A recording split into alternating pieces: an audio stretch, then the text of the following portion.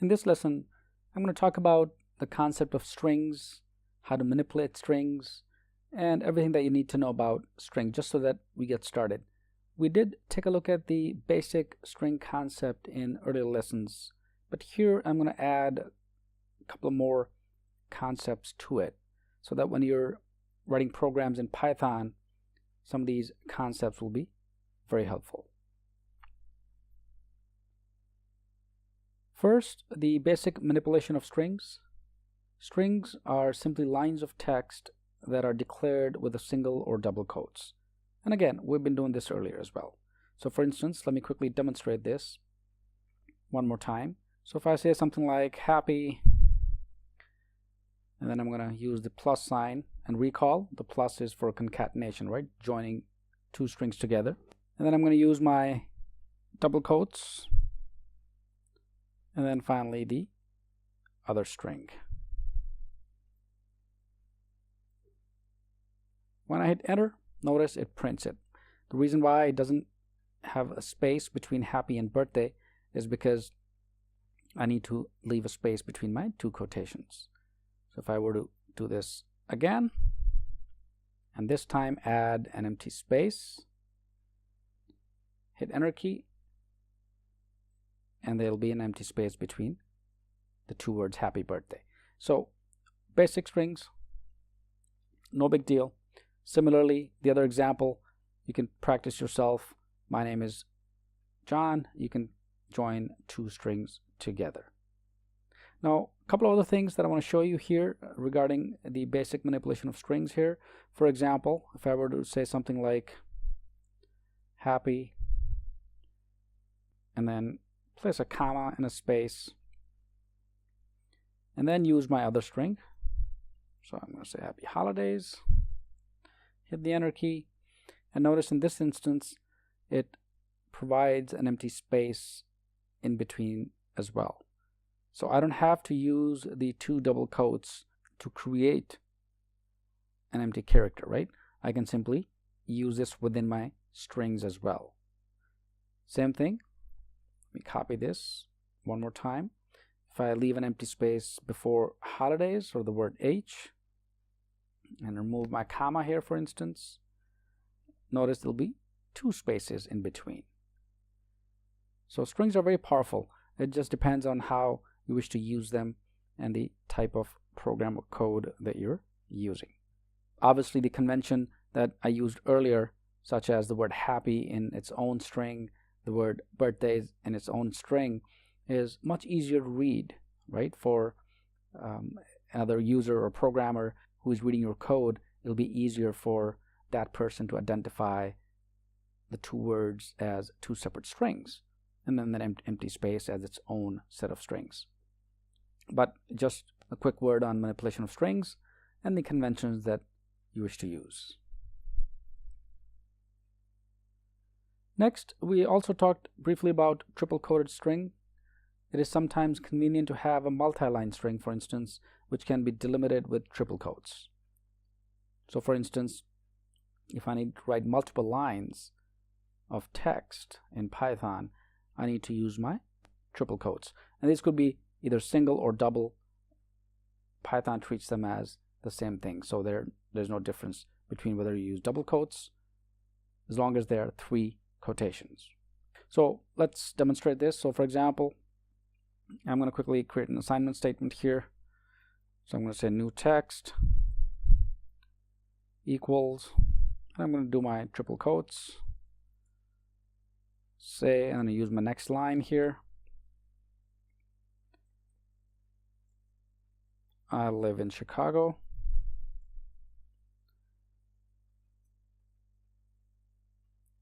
Add another line. Say something like, I love Python, and end with my triple quotes.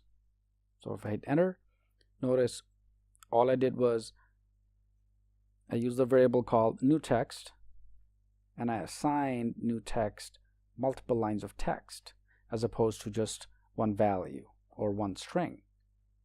So in this case, I don't have to join strings together. I can simply use the triple quotes and write the entire text, maybe a story or a paragraph.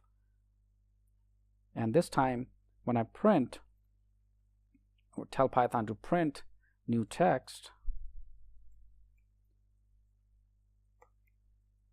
Python is going to print the entire text as it is, right? So powerful way of using triple quotes when you're working with strings as well. So whether you use different strings and join them together, or you use triple quotes as one paragraph.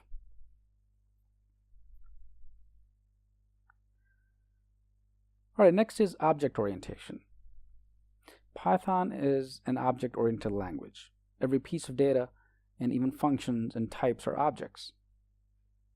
So in the newer paradigm of object-oriented programming, all data are in objects, right? And a core group of operations that can be done on some particular type of object are tightly bound to the object. And these are called objects methods. Okay, so here's the beginning of the concept of methods, right? So everything is an object in Python. And when you attach methods to objects, we get certain outputs, right? We get certain things done quickly, and Python recognizes that, hey, I need to follow a particular method, and method is nothing but a command, for instance, right? So we use methods and attach methods to objects and tell Python to execute those. Let's take a look at a couple of examples next. So here, for instance, we have a variable called assignment statement simple called s equals hello, and then we're using the s dot upper with a set of parentheses. So here upper is simply a method that is associated with strings, which means that upper is a function that is bound to the string before the dot. Okay, so one way to think about this is that each type of data knows operations or methods that can be applied to it. As I mentioned earlier, that S is connecting or attaching to a method called upper. In other words, upper in itself is going to do something. And it's going to do something to this word called hello. Okay, so let me demonstrate. In fact, it'll make more sense. So here I have S equals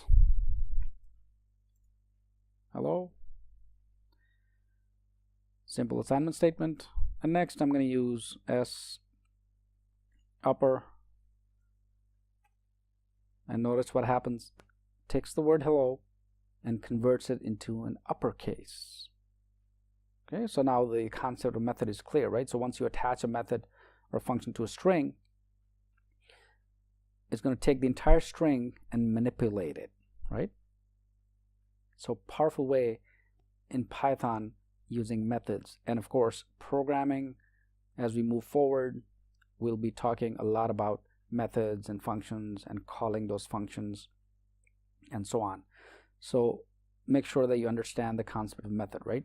And these are, again, built-in words that Python has. So it's not something that I made up. These are reserved or built-in keywords that we took a look at in earlier lessons also, which allows Python to manipulate strings using these methods.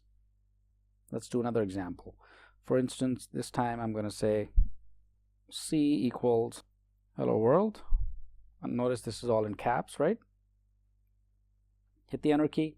And this time when I use a method, I'm going to use C, of course, is the name of my variable here. And I'm going to say lower. And notice Python is smart. So as soon as I put a dot, what Python does, it gives me a list of the reserved keywords.